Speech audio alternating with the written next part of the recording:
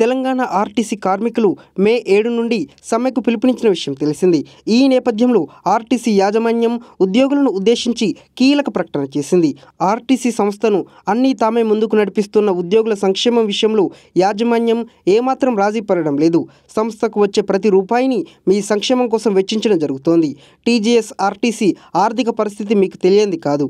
ఆర్థిక కష్టాల్లోనూ ఉద్యోగుల సంక్షేమానికే మొదటి ప్రాధాన్యతను సంస్థ ఇస్తోంది. ఇప్పుడిప్పుడే కోలుకుంటూ అభివృద్ధి పథంలో పయనిస్తున్న సంస్థకు ఉద్యోగులకు సమ్మె అనేది తీరని నష్టం కలిగిస్తుంది.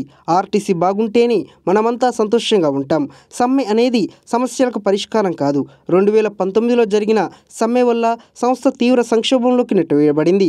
రాష్ట్ర ప్రభుత్వ సహకారంతో ఉద్యోగుల సమస్యల పరిష్కారానికి యాజమాన్యం కట్టుబడి ఉంది. ఈ అంశం గురించి సీఎం రేవంత్ రెడ్డి, రవాణా శాఖ మంత్రి పొన్నం ప్రభాకర్ ఇప్పటికే స్పష్టత ఇచ్చారు. సమ్మె వల్ల సంస్థ ప్రగతితో పాటు ఉద్యోగులకు నష్టం వాటిల్లుతుంది. తల్లి లాంటి ఆర్టీసీని కాపాడుకునేందుకు సమ్మె ఆలోచనను విరమించుకోవాలని ఆర్టీసీ సిబ్బందికి యాజమాన్యం విజ్ఞప్తి చేస్తోంది. ఒక వర్గం తమ మనుగడ కోసం చెప్పే మాటలకు ప్రభావితమై సమ్మెకు వెళ్తే సంస్థతో పాటు ఉద్యోగులకు తీవ్ర నష్టం జరుగుతుందనే విషయం మరచిపోవద్దని సూచిస్తోంది. ఎస్మా చట్టం ప్రకారం ఆర్టీసీలో సమ్మెల నిషేధం. సంస్థ నిబంధనల మేరకు సమ్మె చట్ట వ్యతిరేకమైంది. సమ్మె పేరుతో ఉద్యోగులను ఎవరైనా బెదిరించినా, విధులకు ఆటంకం కలిగించినా బాధ్యులపై చట్ట ప్రకారం చర్యలు తీసుకోవడం జరుగుతుంది.